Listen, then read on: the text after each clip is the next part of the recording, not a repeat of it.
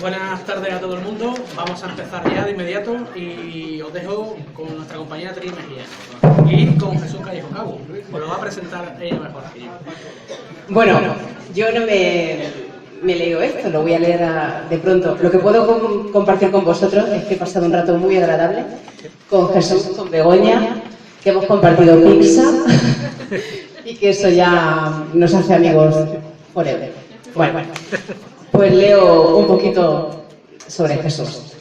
Me complazco en presentaros a nuestro tercer invitado de hoy, Jesús Callejo Cabo. Ha sido colaborador de La Rosa de los Vientos en la emisora Onda Cero Radio. Es asesor editorial de la revista Historia de Iberia Vieja y autor de más de 20 libros. Su especialidad son los temas folclóricos y mitológicos, como la existencia de seres legendarios, la localización de supuestos lugares de poder, la búsqueda de plantas mágicas o el origen de fiestas sagradas. Habitualmente colabora con revistas especializadas del sector, Año Cero, Más allá de la ciencia y Enigmas del hombre y del universo. Desde marzo de 2013 es director del programa radiofónico La Escóbula de la Brújula, programa de divulgación histórica, viajes y misterio. Hoy tenemos el gusto de darle la bienvenida a este nuestro congreso especial. Con ustedes, Jesús Callejo.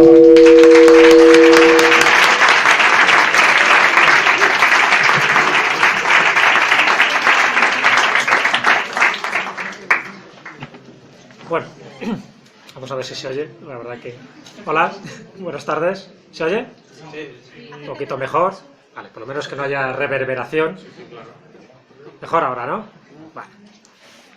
Pues buenas tardes, bienvenidos. La verdad que es un placer estar de nuevo en Granada, ¿no? Una tierra a la que tengo tanta vinculación.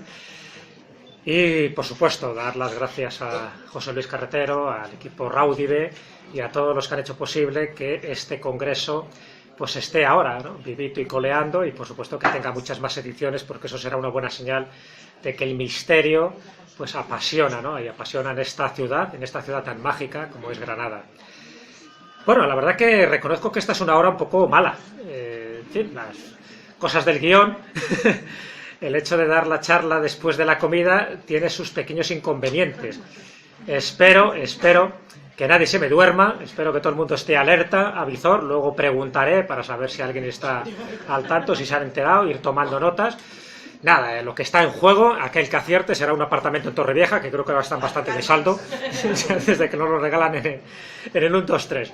Pero bueno, importante sobre todo porque yo creo que este tipo de eventos, de congresos, sirven para compartir. Yo creo que ese es un verbo clave que yo utilizo con frecuencia, pero que para mí es lo que más me enriquece en estos encuentros con gente que me imagino que todos los que estéis aquí estáis interesados en saber algo más de enigmas, no solo del fantasma de la Diputación, sino de muchísimas más cosas que han pasado en Granada y en los alrededores. En definitiva, en este país llamado España, en este mundo en el que vivimos, llamado Planeta Azul, y que, en definitiva, cuanto más cosas conozcamos, yo creo que más nos enriquecemos.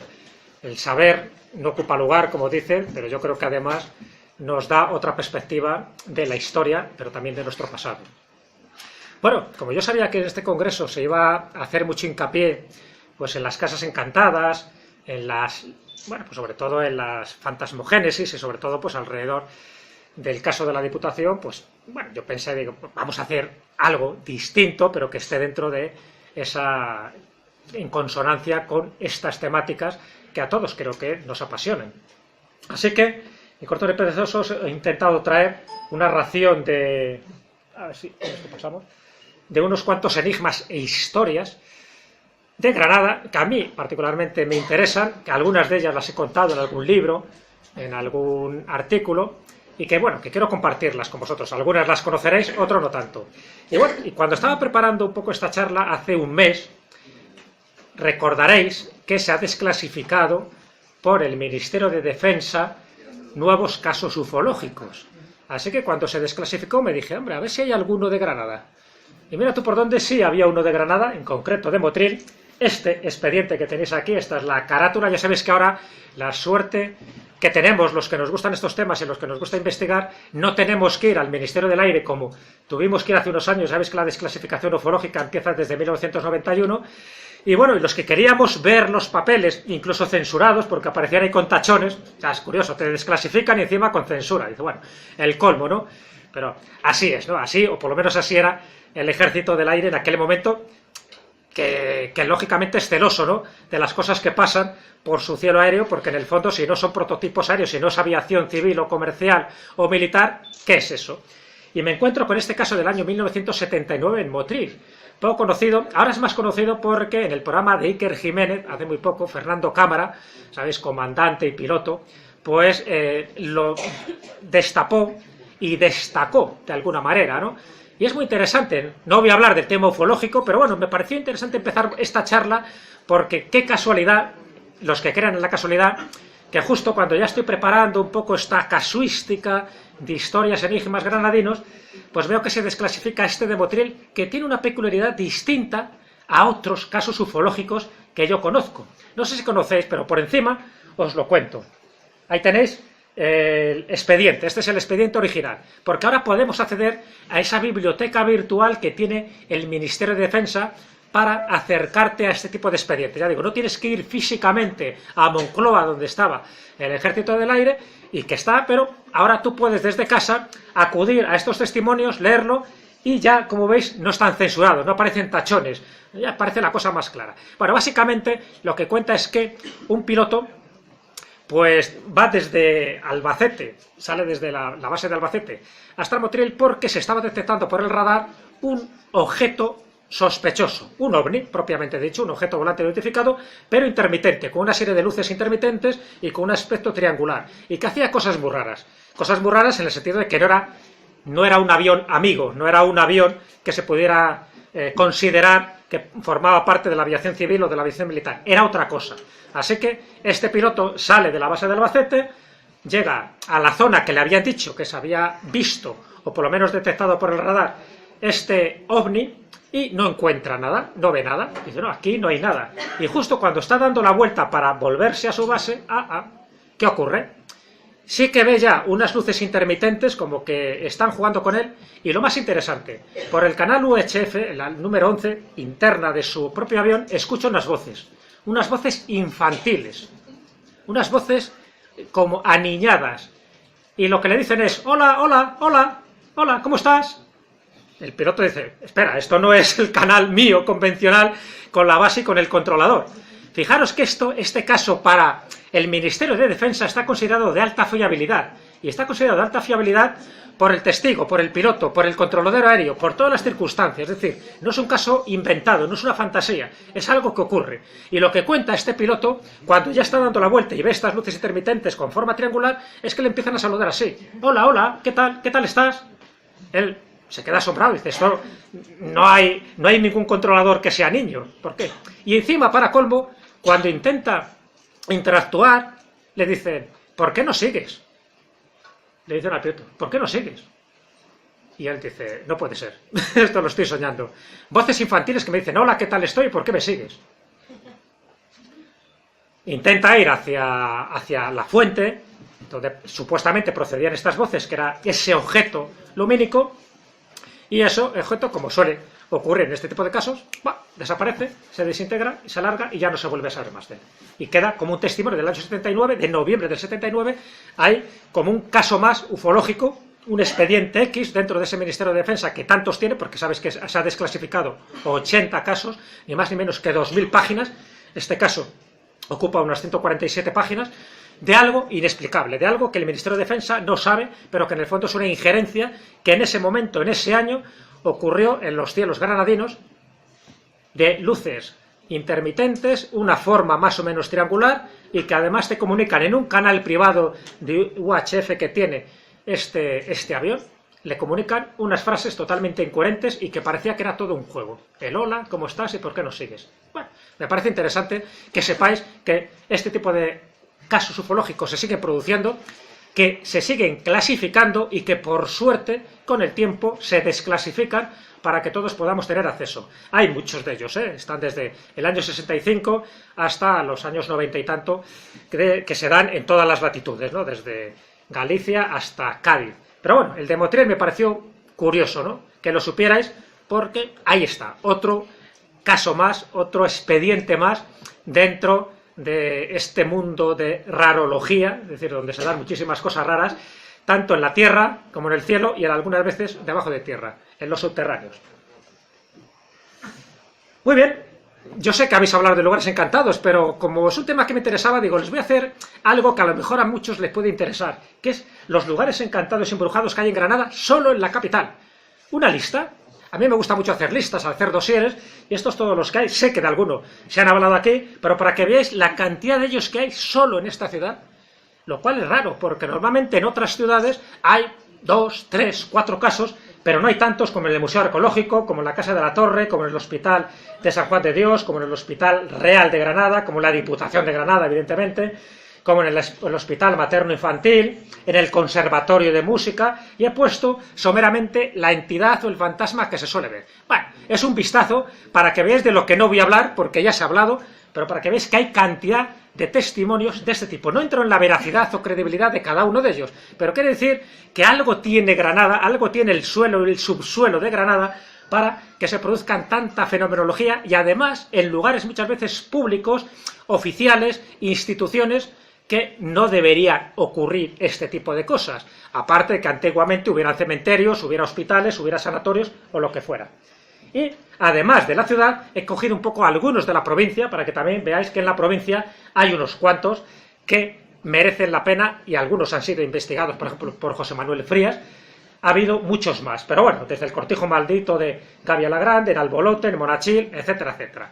Interesante, solo lo he querido reflejar, solo ya con esto daríamos para una charla, 2 o 3, pero no es el caso, ni, ya digo, porque hay muchos que habrán hablado de esta casuística, pero es importante que sepamos que algo tiene Granada para que a nivel histórico, a nivel legendario, a nivel de misterio, siempre dé tanto que hablar y que se ponga además en solfa muchísimos de sus enigmas que tienen muchos que ver con sus leyendas. Y fijaros, la charla, dentro del tiempo que nos dé estos 45, 50 minutos como mucho, quiero centrarla como en 3 aspectos muy concretos, ¿de acuerdo? Uno serían los lugares, otro serían los personajes y otro serían los rituales. Lugares mágicos, por una parte, los lugares que yo considero que tienen como más efervescencia mágica, es decir, aquellos que realmente se palpa, se siente, se vive el misterio o la magia. Luego hablaré de algunos personajes emblemáticos, que a mí particularmente me atraen, me llaman la atención, o bien nacidos en Granada, o bien vinculados a Granada por alguna circunstancia. Y por último quiero terminar con algunos rituales chocantes, distintos, diferentes, que se hacen en Granada y que no se hacen en ninguna otra parte, ni de España ni del mundo. ¿De acuerdo? Tener en mente como esos 3 bloques para empezar este viaje virtual en la hora de la siesta, que nadie se me duerma, porque está claro que algunos conoceréis, evidentemente Sierra Nevada es clave, ¿no? Con ese pico, el pico más alto de la península, el Mulhacén, que ya sabéis que solo superado en lo que es el pico más alto en España, sabéis dónde está, ¿no? El Teide. Tenemos que ir unos cuantos kilómetros más para abajo, más para el sur. Pero aquí, evidentemente, en Sierra Nevada hay muchísimos aspectos que le dan ese carácter singular, y no solo a los que les guste la nieve. Hay más historias, ¿no? Y Sierra Nevada, bueno, pues aparte de sus picos fundamentales, cada uno con sus leyendas, ¿sabéis? Que en Sierra Nevada se dan muchísimas historias muy ubicadas en zonas geológicas, potentes, telúricas, donde las leyendas como que fluyen con naturalidad, ¿no? Hay muchísimas de ellas que tampoco es el momento de contar, pero que sepáis, muchas de ellas inventadas, o muchas de ellas tienen que ver por influencias foráneas. Es decir, cosas que se cuentan en ciertas montañas, pues al final aquí se adaptan, se ponen otro tipo de nombres y arrear, ¿no? Yo qué sé, por ejemplo, la de la escoba del diablo. No sé si la conocéis, la de la escoba del diablo. ¿Alguien no conoce la escoba del diablo? Tenéis la escoba del diablo aquí en Sierra Nevada. Bueno, son nuestros Romeo y Julieta, o nuestros amantes de Teruel, pues hay unos amantes granadinos. Y que tiene que ver con esa historia de la escoba del diablo. Fijaros qué cosa más rara, ¿no? Bueno, os cuento un poco por encima, para que veáis, porque se da un poco por las Alpujarras, ya sabéis que es la parte sur de la vertiente de Sierra Nevada, y entonces lo que cuentan es que, bueno, había 2 personas, en fin, que estaban enamoradas. ella era de alto linaje y el padre la quiere casar pues con alguien de su condición social. Sí, quiere que era guapa, joven, y por lo tanto quería casarla con un noble granadino. Pero la joven, lo que suele pasar en estas cosas, en fin, el corazón tiene razones que la razón ni siquiera entiende, se enamora de un pastor. En fin, de un cantamañanas, según la terminología del padre, que dirá, hombre, ¿cómo te vas a casar con este pastor que no tiene dónde caerse muerto? Tú cásate con el que yo te digo. Y la chica, que que yo, al que quiero es al pastor, pues en fin, las ovejas me miran con cariño, en fin, ¿qué tendrá el pastor? Y el padre, que no, que tiene que obedecer la voluntad paterna. ¿Qué ocurre en este tipo de casos? Pues que dicen, oye, ¿por qué no escapamos, huimos, nos vamos y vivimos nuestra aventura, aunque nos muramos de hambre? Entonces, ¿dónde se escapa? Pues evidentemente zonas que fueran poco accesibles y se van a Sierra Nevada. Y ahí es donde dice la leyenda, a principio, como veis es una historia de amor más o menos convencional, de clase social, es lo mismo que pasaba con los amantes de Terror, es lo mismo que pasaba con Romeo y Julieta, siempre hay esas diferencias sociales. Y aquí se van para allá, ya veis que esto no cambia mucho, las historias de amor siempre son universales, ¿no? Pero aquí tienen una pequeña variante, y es que aparece un señor sospechoso en una de las veredas de la sierra, y ese señor sospechoso, vestido de una forma elegante y con unas uñas muy largas, pues lo identifica como el diablo. Y el diablo dice, ¿queréis escapar? ¿Queréis huir? Sí, hombre, porque nos está persiguiendo, claro, el padre, imaginaros, monta en cólera y crea una partida de hombres para que busquen a estas dos personas. Y el diablo les dice, pues nada, a cambio de vuestra alma, una fruslería, yo os ayudo a escapar. Y estos, como estaban tan enamorados, en fin, estaban ciegos por su amor, pues dicen, vale. Y así que el diablo les proporciona una especie de escoba, fijaros, la escoba que tiene que ver con el mundo brujeril, aquí se asocia con el mundo demoníaco, y esa escoba es una escoba mágica. ¿Qué ocurre? Que esa escoba lo que hace es que va barriendo a medida que ellos iban pasando, y hacía dos funciones. Por una parte borraba las huellas, pero por otra parte provocaba los aludes. Y de esta forma la cuadrilla, hasta que iban a caballo para perseguirles y buscarle, pues mueren por uno de estos aludes. Y el problema es, y aquí acaba un poco la leyenda, una leyenda así como veis un poco distorsionada, acaba la leyenda de que los amantes se largan, huyen sanos y salvos, solo han perdido su alma, solo van al infierno, pero no pasa nada, viven en pecado, y dice que la escoba sigue ahí permanente porque el embrujo, el hechizo que tenía esa escoba no se ha desactivado y es la que sigue provocando los aludes de nieve en momentos puntuales del año, y por eso cuando alguien muere lo asocian los que viven por esas zonas, sobre todo en la zona de Bubión, que es donde se ha recogido esta leyenda, dice que se asocia a la escoba del diablo. Bueno, como estas leyendas hay muchísimas, os podéis imaginar, pero bueno, que lo que nos da idea, no del carácter literal, que ya digo que es, en fin, está bastante distorsionado y es una historia muy estúpida, pero sí nos da idea del carácter mágico que tiene la zona. Y claro, cuando hablamos del carácter mágico y hablamos de escobas, yo digo, hombre, a mí que me gusta el tema de la brujería, uno de mis libros se llama La breve historia de la brujería, me interesa saber los pueblos brujeriles que tenemos en España. Y hay varios. Tenemos desde Zugarramurdi, que posiblemente sea el más conocido por esa infame película que hicieron, donde no hablaban de las brujas de Zugarramurdi, hablaban de otras cosas. ¡Qué película más mala, por Dios! Verá que podrían haber hecho un peliculón con el famoso auto de fe de Logroño de 1610, las brujas de Zugarramurdi, los aquelarres. Ya hacen una cosa disparatada. No sé, la tenía que haber filmado Alex de la Iglesia, esa película. Bueno, era una broma. Era comercial, la pena es que no se ajustaba un poco a la realidad. Bueno, pues Zugarramurdi sería un pueblo de las brujas en Navarra, os podéis imaginar, Daimiel sería un pueblo de las brujas en Ciudad Real, Trasmoz sería el pueblo de las brujas en Zaragoza, y así os podría citar unos cuantos. Bueno, pues en Granada también un pueblo de las brujas, ¿lo sabíais? Sí. Soportuja. Y además, cada año, no tiene mucha tradición, es verdad, pero cada año organizan esa feria del embrujo, que me gusta el nombre, la feria del embrujo, donde se reivindica un poco ese pasado brujeril, porque es verdad que hubo unos cuantos casos inquisitoriales, donde algunas brujas de Soportújar pues tuvieron que soportar, nunca mejor dicho, las acusaciones populares, y sigue teniendo ese carácter brujeril, lo cual también indica, ya sabéis que la caza de brujas fue una caza de brujas propiciada por estamentos religiosos y civiles, que no iba en contra tanto de la brujería, no iban tanto en contra de personas que hacían pactos con el diablo, sino más bien era una caza contra la mujer, y la mujer sabia, la mujer conocedora, la mujer que conocía los secretos de la naturaleza. Entonces, bueno, hay una historia ahí que podría también hablar largo y tendido, que tampoco es el momento, pero que sepáis que en aquellos lugares donde hubo más procesos, quiere decir que había más mujeres sabias, porque realmente a nivel etimológico la palabra bruja es la persona, la mujer sabia, la mujer que sabe. Mire, de witch, del anglosajón. ¿Y qué es lo que sabe? Evidentemente sabe la relación con la naturaleza, y por eso eran temidas, eran reverenciadas, porque muchas brujas se convertían en hechiceras, es decir, aquellas a las que la gente acudía o bien por consejo, o bien para hacer algún aliño determinado, algún filtro amoroso, cosas de este tipo. Y a partir de ahí, cuando la Iglesia metió al diablo por medio, decían que hacían pactos con el diablo, claro, pactos tácitos, porque allí en esa época nadie sabía escribir ni leer.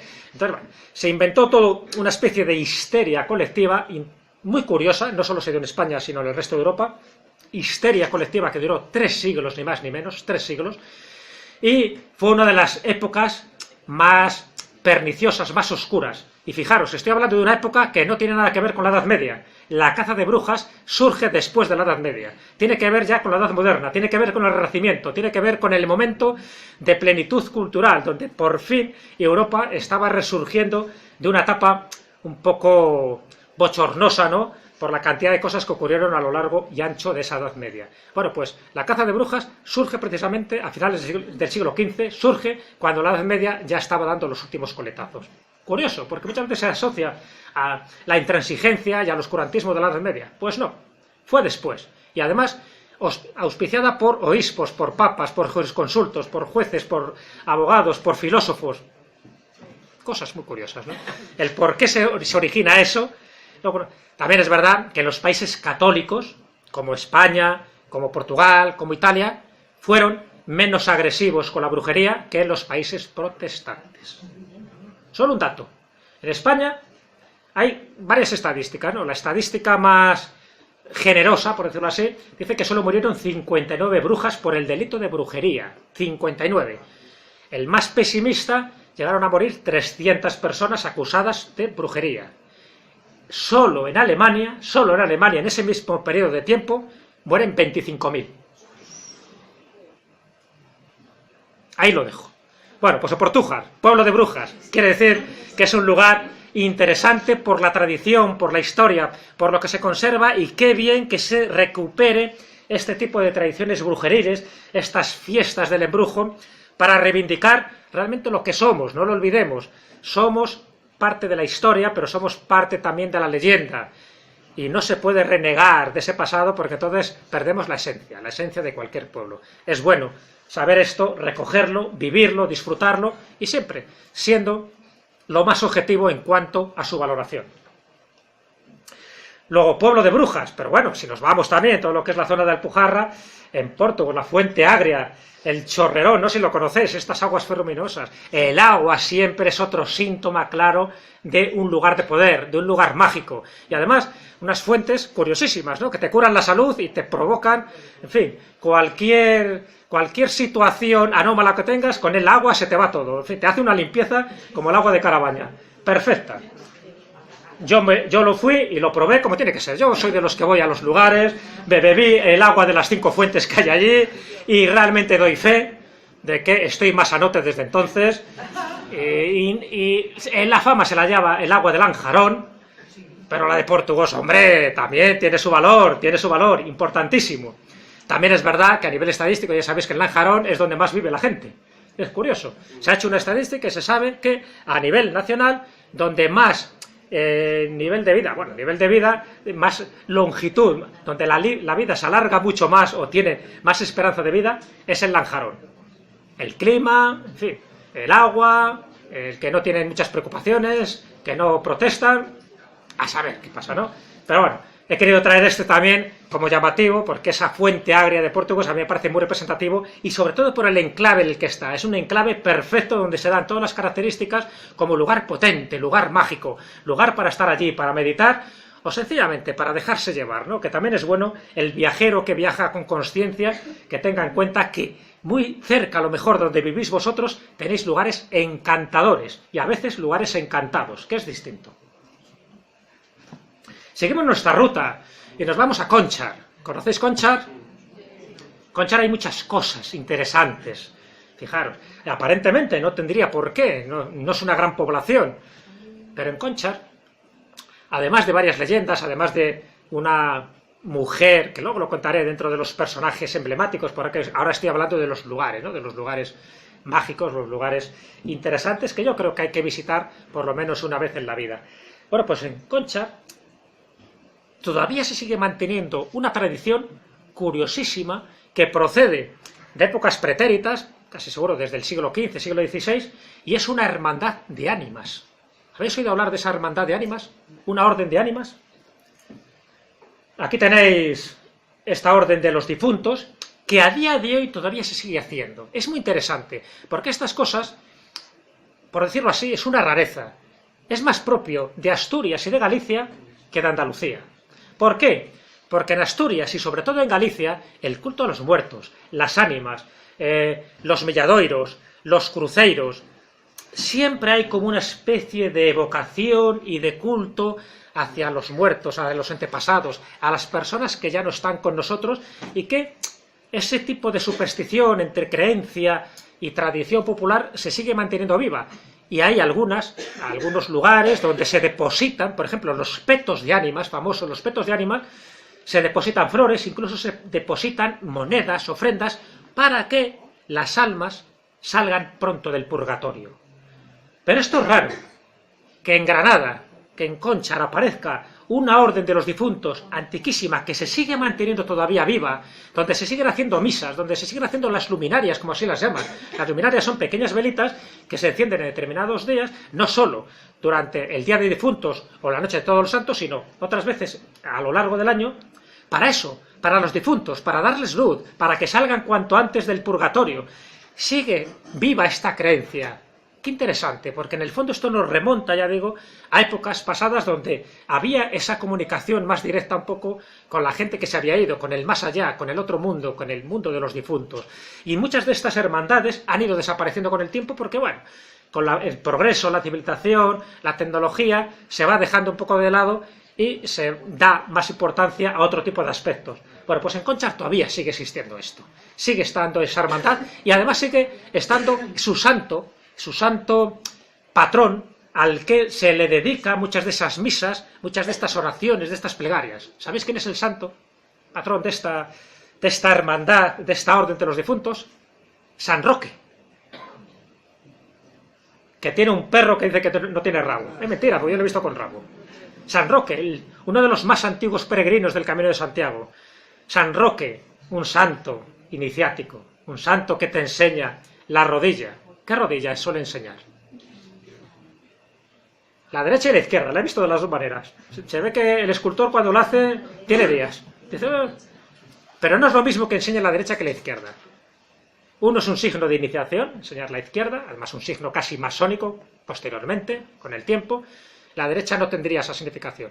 Entonces ahí se ve claramente, cuando veis un San Roque, además de que era el santo protector contra la peste y contra otras epidemias, y además también para las ánimas, cuando veis un San Roque, fijaros qué rodilla tiene desnuda. Supuestamente el perro le está lamiendo las llagas de la rodilla, en fin, toda la historia que tiene San Roque. Si es la izquierda y se ha hecho como se tiene que hacer, es un signo, ya digo, de iniciación, como iniciado que era, como peregrino de ese primitivo Camino de Santiago. Si es la derecha, en principio no tendría mayor significación. Pero es importante fijaros siempre en los detalles, en la iconografía, en los símbolos religiosos. Pero es que en Conchar también hay una cosa, vamos a llamarlo también rareza arqueológica. Estos son unas rodadas en la piedra. Yo he estado en Malta hace un mes escasamente, y allí hay uno de los enigmas históricos, bueno, más que histórico, prehistórico, de esas rodadas en la roca, en el suelo, que no sabe muy bien quién las hizo, ni para qué, ni cómo, y que muchas veces se pierden en el mar. Bueno, pues esto es lo más parecido que yo he visto Malta. La tenéis aquí, muy cerca, en Conchar, en Granada. ¿Sabéis cómo llaman a estas rodadas, a estos señales en el suelo, en esta piedra caliza, paralelas, que no son exactamente paralelas tampoco? Bueno, pues aquí entra lo que es un hecho arqueológico, posiblemente de la época romana o prerromana, con la leyenda. Y la leyenda dice que estas son las huellas que dejó el carro del apóstol Santiago. Toma ya, como tenemos a San Roque que hizo el Camino de Santiago, digo, bueno, vamos a traer aquí a Santiago. ¿Veis las reminiscencias que hay un poco con Galicia, con el peregrinaje, con la ruta jacobea, y con esto que, como no se podía explicar a qué se debían estas huellas claramente visibles, y que en principio obedecen a carromatos, ruedas, que a base de pasar y pasar por ahí, pues al final horadan el terreno y generan este tipo de huellas. Claro, pero es decir que son huellas de carro romano no tiene gracia, pero si dices que son huellas del apóstol Santiago y las remites a esa época, pues dices, hombre, ya tienen su sacralidad. Evidentemente, estamos hablando de algo, tiene 300 metros de longitud, en algunos sitios tapadas, en otros sitios deterioradas, pero 300 metros que se han conservado. No se sabe muy bien para qué, pero está claro que debía ser una antigua calzada, yo creo que prerromana, y que a base de circular y circular por ahí carromatos con sus huellas, pues generaron esta rodada que en algunos casos tiene casi hasta medio metro de profundidad. Concha, curioso. Una beata con fenómenos místicos, una orden de difuntos, unas rodadas del apóstol Santiago. Fijaros la cantidad de cosas que tiene este lugar. Y a muchos aseguro que no lo sabíais. Si es que la hora de la siesta tiene sus recompensas también, ¿no? El estar aquí también gratifica no solo la digestión, sino también nuestra mente. Que es la idea, o por lo menos es lo que intento. Estimularos la curiosidad, no para que veáis esto aquí en la pantalla, sino para que luego vayáis físicamente y lo comprobéis. Comprobar si es verdad lo que ha dicho Jesús Callejo. ¿Habéis oído hablar del milagro de la tizna? ¿No? ¿No habéis oído hablar de eso? Seguimos un poco en todo lo que es la Sierra Nevada, en distintos pueblos, y aquí hay una, bueno, la tizna es el nombre que se da a la Virgen, a la patrona de allí, por un milagro, vamos a llamarle, un supuesto milagro, que ocurrió en el año 1653. ¿Qué pudo ocurrir en este sitio para que sea tan llamativo? Y para que la llame la tizna. ¿A nadie le suena este milagro? Esto es para que veas, esta es una prueba. Esto es un manuscrito que escribe Francisco de Moyá, es decir, el escribano del lugar, para dar fe de algo que ocurrió. Y de algo que ocurrió y que dejó huella, que impactó a la gente, que les dejó sobrecogidos porque ni más ni menos que 3 niños que supuestamente mueren, luego resucitan. Entonces, como eso había que contarlo, Francisco Moyá, en el año 1653, escribe esta crónica, escribe este relato de algo supuestamente increíble. A ver, fijaros, os voy a poner un poco en antecedentes porque me parece muy llamativo, ¿no?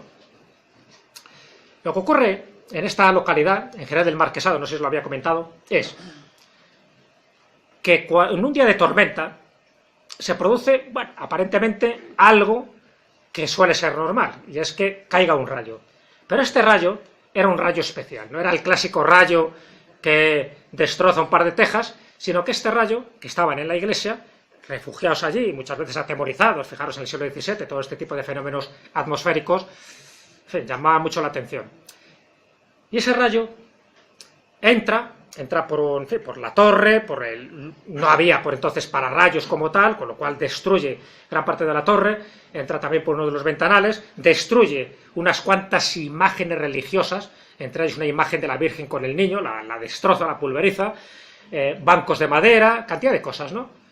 Bueno, todo el mundo atemorizado, porque no es un rayo que caiga y se quede un poco en ese instante, ¿no?, de estupor, sino que una especie como de lo que llaman rayo en bola. Es decir, que continuó, que fue como siguiendo una ruta, una senda pavorosa, ¿no? Pavorosa. Y aparte de destruir distintos enseres en distintos habitáculos de la propia iglesia, había 3 niños, uno de ellos, con la mala fortuna, con la mala idea, no sé qué le aconsejaría, de que tocara las campanas. Ya sabéis que en aquella época existía la creencia supersticiosa de que si tú tocabas la campana, alejabas a los espíritus demoníacos que venían con la tormenta y ahuyentabas de esta manera a este tipo de entidades. En el norte se habla de los nubeiros, de los reñuveros, de los tronantes, de los escoleres, es decir, tienen distintos nombres este tipo de entidades, vamos a llamarlas demoníacas. Y bueno, es una creencia que existió en España durante mucho tiempo, hasta que hubo una sentencia del Tribunal Supremo de 1907 que suprimió suprimió que se tocara la campana en épocas de tormenta, porque ya más de un campanero, más de un sacristán había muerto pulverizado, vamos. Como lo de Gila, dice, no sopléis hasta que no venga el forense, ¿sabes? Y uno de estos 3 niños estaba tocando la campana, porque él se lo dijo, dice, venga, tú toca la campana para ver si ahuyentamos a los espíritus. Claro, imaginaros a dónde fue también el rayo en bola ¿no? Fue para allá, y a los 3 niños los dejó clavados allí, los pulverizó. Quedan muertos, aparentemente muertos, ¿no? El disgusto, os podéis imaginar, fue mayúsculo. Ya no por el destrozo de la iglesia, evidentemente, sino porque estos 3 niños, pues, habían fallecido. ¿Qué ocurre? Que cogen los cuerpos, bueno, llenos de quemaduras, uno de ellos tenía una abertura en el abdomen, o sea, cada uno los vieron y dijeron, estos están muertos. No se movían, no hicieron todo tipo de prácticas de reanimación, imposible. Técnicamente, muertos, dentro de lo que se considera muerto, en el año 1653.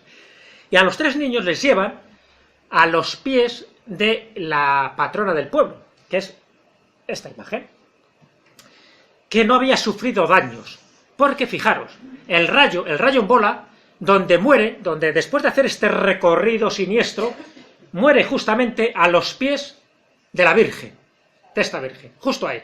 Pero es que 30 años antes, con otra tormenta, otro rayo que había caído, muere justamente a los pies de esta imagen. La imagen queda impoluta, no queda dañada. Entonces pensaron, bueno, pues algo tiene esta imagen que es capaz de parar este rayo tan funesto, tan letal. Y a los 3 niños los colocan junto a la peana de esta Virgen. Y aquí cuenta la crónica de Francisco de Moyá, esta que habéis visto antes, dice, justo cuando lo colocan, ocurren 2 fenómenos sumamente extraños y curiosos.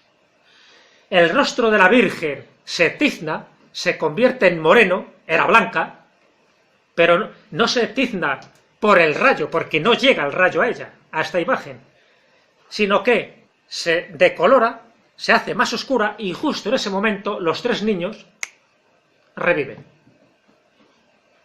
Milagro, algarabía, alborozo. Esto había que contarlo, y lo contaron. Desde entonces es el milagro de la Virgen de la Tizná, estilo granadino, la Tizná. ¿Por qué? Porque se tizna, se oscurece justo en el momento que se produce la resurrección de estos 3 niños. No me digáis si no es para contarlo, si no es algo que conmocionó al pueblo, y evidentemente cada onomástica se sigue celebrando a su manera este milagro, este suceso que ocurrió en esta localidad. Curioso, es bueno saberlo porque no hay 2 casos iguales. Este es único, genuino, por todos los detalles que os he contado. Bueno, y evidentemente si vamos a lugares, está claro, la Alhambra, ¿no? Es otro de esos sitios donde se podría hablar multitud de cosas y que no es el caso, ¿no? No quiero tampoco extenderme en la cantidad de elementos, de duendes, de fantasmas, de espíritus, de leyendas, de tradiciones que hay alrededor de la Alhambra de Granada. Alrededor incluso de muchas supersticiones como la de la Torre de la Vela, esa superstición que aquellas mujeres casaderas que quieran tener novio tienen que tocar la campana de la Torre de la Vela el 2 de enero, la onomástica también de la toma de Granada por los reyes católicos, para conseguir novio a lo largo del año. ¿Conocéis la superstición? Muy relacionada, por otra parte, con el Sacromonte, con la piedra negra, la piedra blanca del Sacromonte, que tampoco os voy a contar, porque, bueno, el tiempo corre y quiero contaros cosas que creo que a lo mejor son menos conocidas o que os puedan picar más la curiosidad. Pero bueno, evidentemente, la Alhambra para mí es clave, ¿no? La cantidad de cosas que han ocurrido, que están ocurriendo y que ocurrirán, porque sigue siendo un lugar activo, sigue siendo un lugar vivo, lleno de multitud de cosas y que siguen todavía encontrándose cosas, ¿eh? No penséis que ya está todo estudiado de la Alhambra, ¿qué va? Hace poco se encontró, cuando limpiaron la Fuente de los Leones, se encontró una inscripción, ni más ni menos que de Charles Fort, vamos, ¿cómo era? El escritor aquel que hizo la Biblia, no sé si os recordáis que hizo una Biblia en España y que fue recorriendo distintos puntos de España, llegó a Granada y hizo un grafiti en aquella época, ¿no? Y ese grafiti que había quedado pues manchado o deteriorado a lo largo del tiempo, cuando hicieron la limpieza, vieron que este gran personaje inglés que iba vendiendo Biblias también dejó ahí su testimonio. Y por supuesto, cuando se habla de la Alhambra, pues hay que hacer una referencia obligada pues a que era el cónsul de Estados Unidos en España, que era Washington Irving, que le da por ir a la Alhambra y recoger multitud de testimonios que había en aquella época, de multitud de leyendas, que le pareció que eran dignas también de ser contadas al estilo que las contaba. Era un gran escritor y yo creo que hizo un gran favor, ¿no? Hizo un gran favor a nuestro folclore, sobre todo a las tradiciones de la Alhambra, a las tradiciones granadinas. Él tuvo también sus escarceos y sus devaneos amorosos, y muchas de ellas se han convertido en clásicas, ¿no?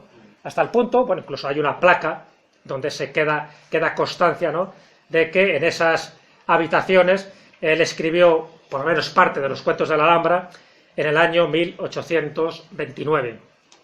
Y digo que este tipo de personas, igual que le pasó un poco ayer al Brennan, ¿no?, por ejemplo, en Jerén, en las Alpujarras, sí que recogen por lo menos cosas que ve, a lo mejor con más claridad, alguien que viene de fuera, aunque luego lo tergiverse a veces, cuidado, porque ya sabéis que luego cada uno va añadiendo sus historias, pero qué bien que en aquella época, donde es verdad que no mucha población sabía leer y escribir, pues alguien como él le subyugara, le embrujara la Alhambra y los cuentos. Y bueno, y algunas de las cosas que él cuenta, por ejemplo, tiene que ver con la Puerta de la Justicia. ¿Os acordáis de la famosa leyenda de la Puerta de la Justicia, no?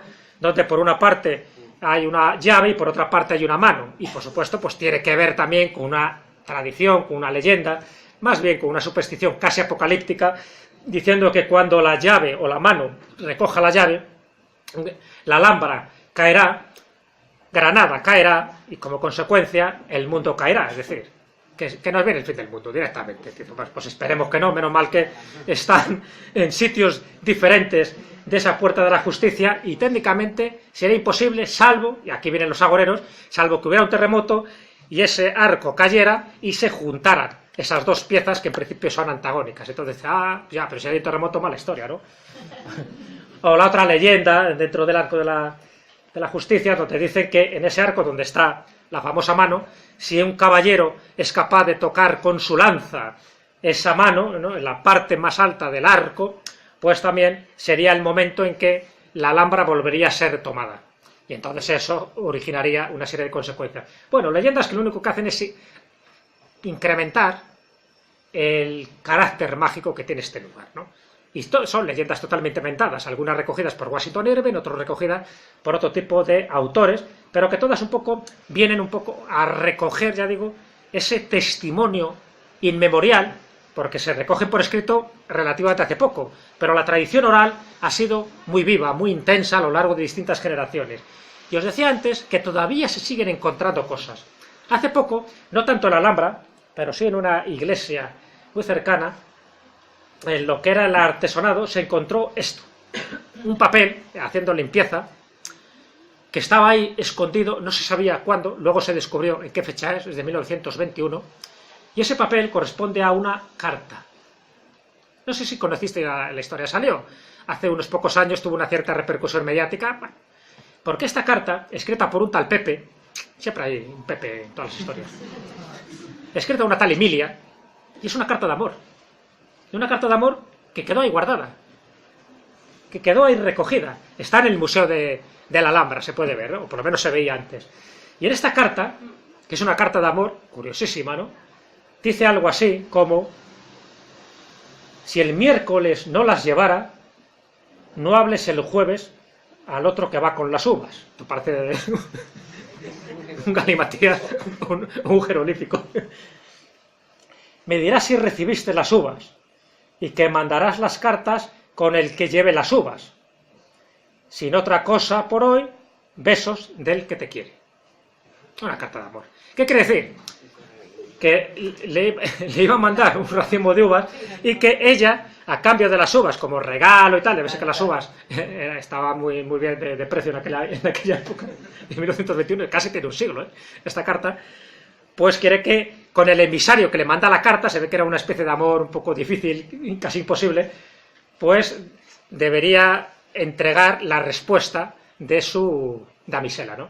Nunca hemos sabido quién era esa tal Emilia, nunca hemos sabido quién era tal Pepe, pero bueno, muy llamativo este tipo de anécdotas que a mí me gustan, ¿no? Porque en el fondo es la intrahistoria, son este tipo de cosas que a mí particularmente me gustan. No tenemos que remontarnos siempre a 3, 4, 5 siglos, sino que están ocurriendo cosas no hace demasiado tiempo, que se mantienen ahí como una especie de cámara del tiempo, que de vez en cuando se rescatan y que dices, bueno, pues ahí tenemos otros amantes, ¿no? Teníamos el de la escoba del diablo y aquí tenemos la de las uvas, que le debieron dar las uvas esperando la respuesta, porque se ahí quedó la carta ya, imaginaros. Y pasamos al apartado de personajes, ¿no? Lugares, más o menos unos cuantos que os he contado, habría muchos más, pero no, ya digo, no hay tiempo para contar tantos, pero dentro de los personajes, hombre, quiero referirme muy someramente a unos cuantos que a mí me llaman mucho la atención. ¿Reconocéis este lugar? Está claro, ¿no? La iglesia de los capuchinos, donde a mí hay uno de esos personajes queridos, yo sé que querido por casi todos los que estéis aquí, querido por Granada y querido por tanta y tanta gente, porque a mí me gustan esas personas que hicieron alarde de su humildad, de su sencillez, de su bondad. Y claro, Fray Leopoldo de Apandeire, a pesar de que nace en Alpandeire, en Málaga, su vinculación con Granada pues es más que evidente, ¿no? Creo que fue desde el año 1907 hasta 1956 que él muere, ¿no? Creo que un 9 de febrero. 9 de febrero que se convierte ya en una fecha emblemática. Todos los 9 de cada mes pues hay muchísima peregrinación a este lugar para visitar la cripta y el museo. Pero claro, que alguien como él, que era un limosnero, que iba ahí con su zurrón, pidiendo limosna, dando cosas a la gente, curando con unas Ave Marías, con unos Padre Nuestros, imponiendo las manos, que alguien haya tenido este fervor popular, a mí me encanta, ¿no? Que sean así, porque es como esa bondad, como esas personas que no presumían de nada, que no iba de santo, que no iba de docto, que no iba de nada, sencillamente iba de ser humano, que su misión era ayudar a los demás. Y que con el tiempo, pues ha sido reconocido hasta el punto, pues que su lugar, yo he hablado con gente que le llegó a conocer cuando estuve visitando la iglesia y la cripta de los capuchinos. Ahí tenéis una de las sandalias que gastó unas cuantas, siempre iba casi con la misma ropa, hasta que no se caía a jirones, él no cambiaba de vestimenta. Y bueno, pues qué bien que se recuerden este tipo de cosas que para mí, ya digo, me parecen sumamente interesantes, ¿no? Sumamente interesantes porque son personajes emblemáticos que, aunque no es granadino de origen, pero sí que en Granada es donde, claro, fíjate, pues prácticamente 50 años estuve ejerciendo la bondad, ni más ni menos, la bondad. Y que ahí está, ¿no? Un poco reconocido, no solo por la iglesia, que para mí es más importante, por el pueblo. El pueblo es el que, de alguna forma, te da ese carácter, ese marchamo de santidad.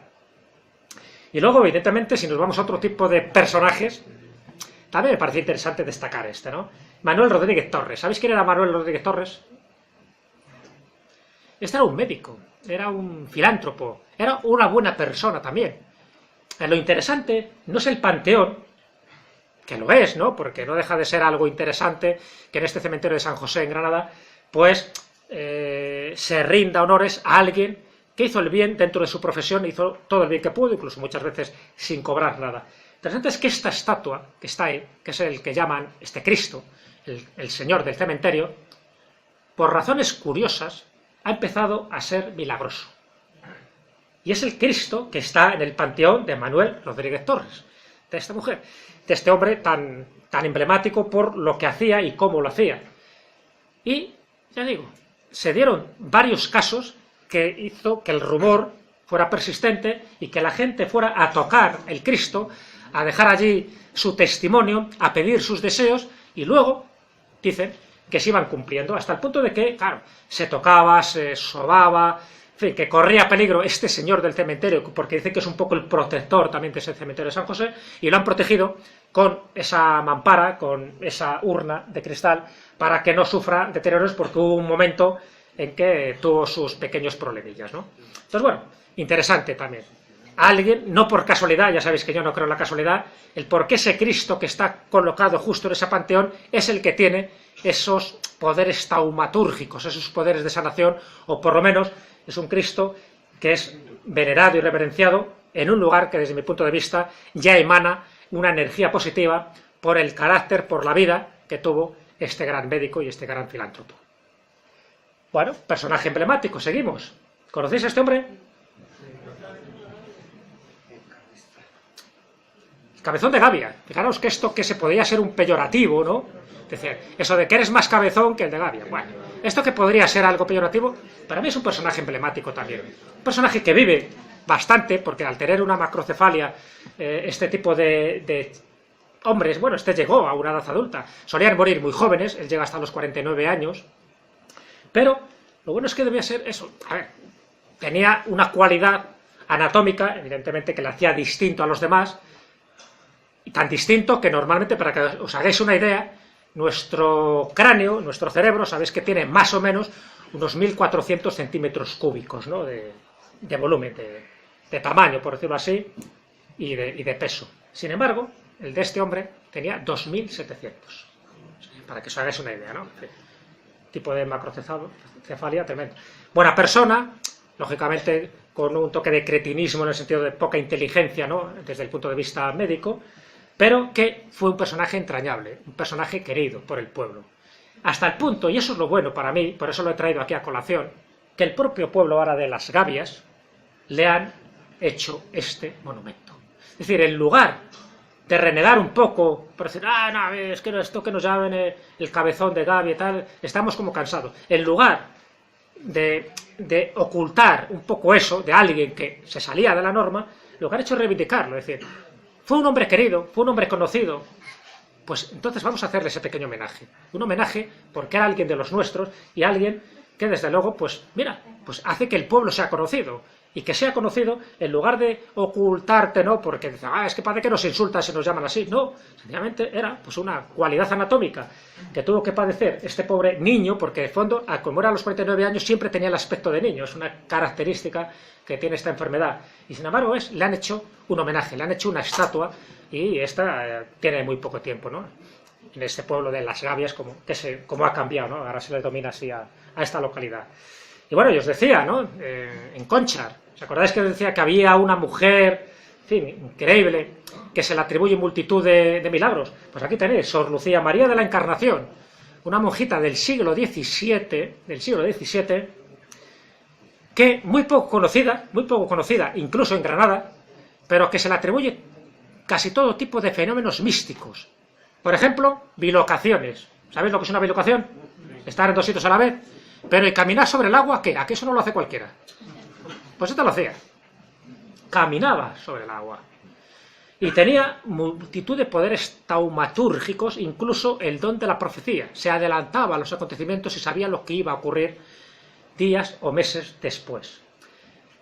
Dicen que era una mujer muy guapa, muy resultona, muy atractiva, y los padres la intentaron casar antes de que cogiera los hábitos. Ella era una mujer muy religiosa y no le interesaban los hombres, hasta el punto de que uno de los pretendientes, pues cuando ya quiso ir a pedirla matrimonio, pues aquí ocurre algo que marca un poco un antes y un después en la vida de esta mujer. Y este pretendiente, a pesar de que ella no quería, era una imposición que le obligaba el padre, aunque ella no quería, el pretendiente, ella invocó a la Virgen, que no quería, ella quería tomar los hábitos, ella quería casarse con Jesucristo, no quería tener un matrimonio humano y mundano. Pues ¿qué le pasó al pretendiente? Oye, casi lo del rayo. Le dio un ataque fulminante y este hombre no llegó a Conchar, es decir, a ver a esta mujer y a pedir la mano, ¿no?, a sus padres. Y rápidamente corrió el rumor. Dice, ¿lo ves? Cuidado, decían los padres, pero tenemos otro aquí en la reserva, tenemos otro pretendiente. Pero el otro pretendiente se acojonó. Dice, si esta mujer no quiere casarse, y al que iba, que era más guapo y más rico que yo, le ha dado un patatús, dice, no.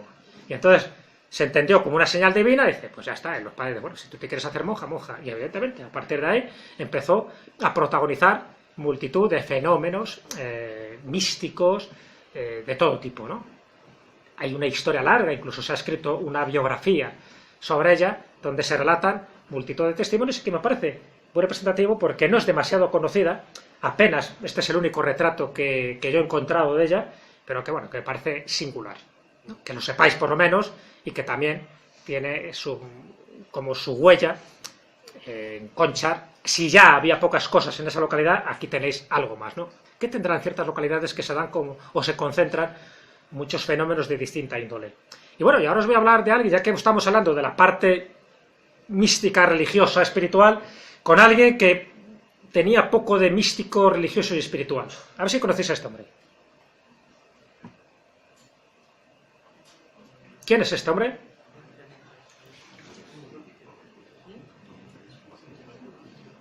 Esto es para nota, ¿eh? Todavía no es para el apartamento Torrevieja, pero sí para un balneario, un hotel con spa. Este estuvo en Granada, evidentemente no es granadino. Este es Aleister Crowley. Seguro que ahora sí. Ahora sí, Aleister Crowley. ¿Sabéis que estuvo en Granada, Aleister Crowley? Aleister Crowley, Alex Perdurato, o La Gran Bestia, o el 666, o cantidad de títulos que tenía el hombre, a cual más, más rimbombante. Aleister Crowley, el que renueva un poco la magia en Occidente, la persona temida por muchísima gente y que hizo prácticamente de todo. Este sí que no tenía ningún tipo de escrúpulo a la hora de hacer cualquier ritual. De hecho, fijaros, cómo sería que cuando crea la abadía de Telema en Sicilia, qué burradas haría, qué orgías sexuales, que hasta Mussolini le echó. Hasta Mussolini le parecía exagerado. Lárgate de aquí, que no te queremos ver por Italia. Y se largó. Y estuvo en varios lugares. Él estuvo en Egipto, tuvo una revelación ahí, con el famoso libro de la ley, donde hizo una famosa frase, ¿no?, que se repite, y lo repiten mucho los satanistas, o por lo menos la gente que le sigue a Aleister Crowley, que es: haz lo que quieras. Esa es la ley de Telema, o como un poco su principio vital: haz lo que quieras. Con lo cual hizo lo que quería, todo lo que le dio la gana, ¿no? Esto era diferente de lo que decía San Agustín siglos antes. Él decía algo parecido. San Agustín decía eso, pero añadía una palabra. San Agustín decía: ama y haz lo que quieras. Cambia mucho el matiz. Y añadía San Agustín: porque si reprendes, reprenderás con amor. Porque si viajas, viajarás con amor. Porque si comes, comerás con amor. Es decir, todo lo que hagas con amor, todo está bien, porque de alguna forma está dentro del orden. Pero a Aleister Crowley le quita la palabra amor. Dice: haz lo que quieras. Y a ver qué pasa. Bueno, así pasó, ¿no? Le acusaron de todo lo que puedes imaginar. Bueno, pues él hace un viaje a España. Él entra por los Pirineos, se va recorriendo todo lo que es el norte, por Bayona, va bajando, está unos días en Madrid, por ejemplo, visita el Museo del Prado, y le llama la atención un cuadro. ¿Qué cuadro le llama la atención a Aleister Crowley? De todos los que había en el Museo del Prado. El Bosco debería ser, el Bosco. Las Meninas. Le embelesa. Se queda rendido ante Velázquez. Dice: ¿qué cuadro? El mejor para él de todos. Tenía algo. Para él vio algo en ese cuadro que le llama la atención. Bueno, él sigue bajando, y evidentemente está en Granada, está en otras localidades andaluzas, y luego ya se va hasta Marruecos, porque él venía con sus amigos, un amigo más bien íntimo, Víctor Riubur, que al final cayó enfermo en el viaje, se puso enfermo, él no, estaba como un roble y él estaba disfrutando de la vida, ¿no?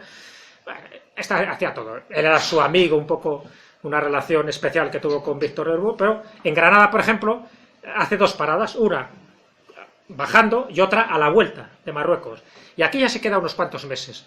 Y él incluso se enamora de una gitana, y lo cuenta también, y la dedica un poema, uno de los poemas que tiene Aleister Crowley, se lo dedica a la gitana esta.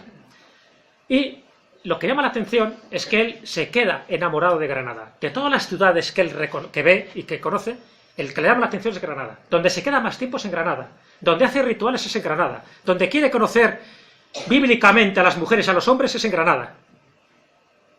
Y algunas lo conoce. Y hace una lista de los 7 lugares mágicos de Granada. Una especie de heptagrama. Y el lugar principal, o sea, el centro de ese heptagrama, es decir, imaginaros que hay un hexagrama justo el que está en el medio, serán las Alpujarras. Algo vio las Alpujarras que le llama la atención y que ahora no es el momento de contar.